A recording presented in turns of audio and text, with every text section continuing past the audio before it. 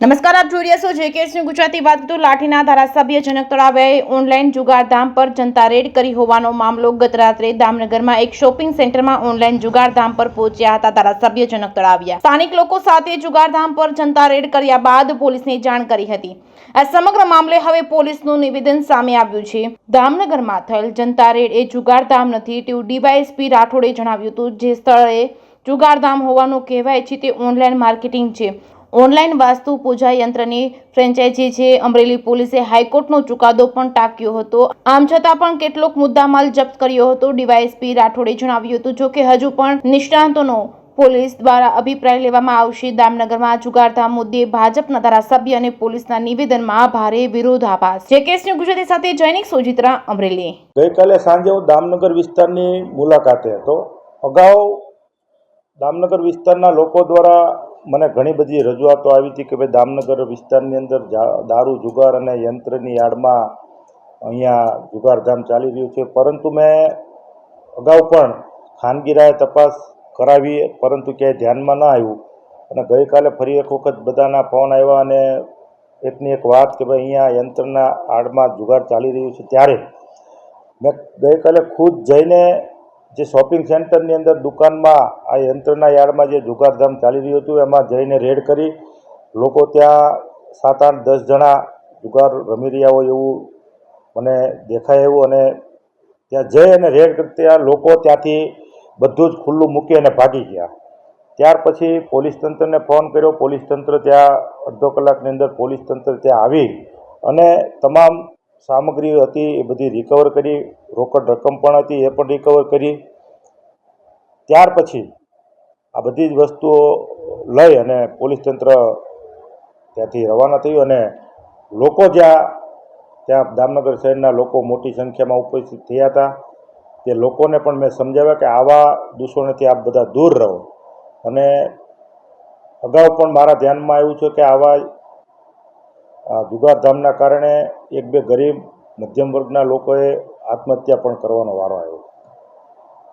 શું કહેવા માંગો છો આ વિસ્તારના એક ધારાસભ્ય તરીકે લોકોએ મને જે મારા પર વિશ્વાસ મૂક્યો છે, ત્યારે આ લાઠી, બાબરા અને દામનગર વિધાનસભાના એક ધારાસભ્ય તરીકે હું પોલીસ તંત્રને ખાસ વિનંતી કરું છું, ખાસ કહેવા માગું છું કે મારા વિસ્તારની અંદર આવા દારૂ જુગાર કે યંત્રની યાર્ડમાં જુગારધામ હું આજે પણ નહીં ચલાવું અને આવતીકાલે પણ હું નહીં ચાલવા દઉં.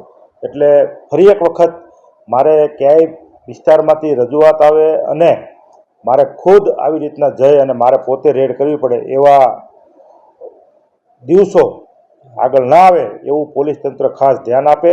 અને અમારા વિસ્તારની અંદર આ બધા જ ધંધા હું આજે પણ નહીં ચાલવા દઉં અને કાલે પણ નહીં. જુગારધામ પર રેડ બાબતેનો વિડીયો જ્યારે વાયરલ થયો, દામનગરના પોલીસ સબ ઇન્સ્પેક્ટરનો પોલીસ બસ સ્ટેન્ડ પાસે આવેલ એક કોમ્પ્લેક્સ છે ત્યાં ગયા તો આ તમામ માણસો ત્યાં હાજર હતા.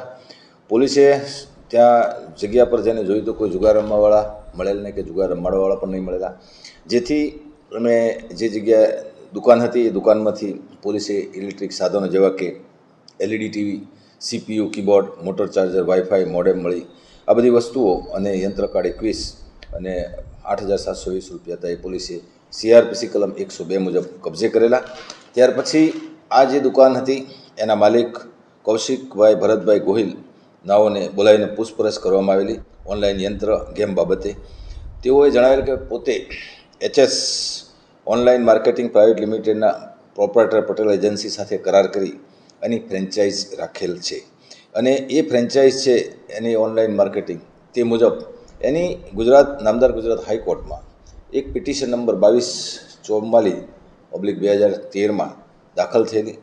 એ સિવાય બીજી 304/21, 16,887/23, 20,715/23, 5,802/24, 7,461/24 આવી અલગ અલગ પિટિશનો નામદાર ગુજરાત હાઈકોર્ટમાં આ એક કંપની દ્વારા દાખલ થયેલી. અને એમાં HS કંપનીનો પહેલો ઓર્ડર 2013નો high court justice Shri ZK Sayed Saheb નાઓએ બહાર પાડેલો. અને તેઓએ એમનું સ્પષ્ટ કીધેલું છે કે ઓનલાઈન વાસ્તુ પૂજા યંત્રનું ઓનલાઈન ડ્રો દ્વારા માર્કેટિંગ અને વેચાણને મનોરંજન તરીકે ગણવામાં આવે છે. એ જુગારની વ્યાખ્યામાં આવતું નથી અને એ જુગારની વ્યાખ્યામાં નથી આવતું. એટલે આ ઓનલાઈન યંત્ર ઉપર જે જનતા રેડ થયેલી એનો મુદ્દામાલ 102 મુજબ કબજે કરેલ છે, પરંતુ એ જુગારની વ્યાખ્યામાં આવતું નથી. તેમ છતાં આ બાબતે કાયદાકીય સલાહકારની સલાહ લઈ અને નિયમ મુજબની કાર્યવાહી કરવામાં આવશે. મુદ્દામાલમાં ઇલેક્ટ્રિક સાધનો, LED ટીવી છે, CPU છે, કીબોર્ડ છે, મોબાઈલ ચાર્જર છે, વાઈફાઈ મોડેમ છે.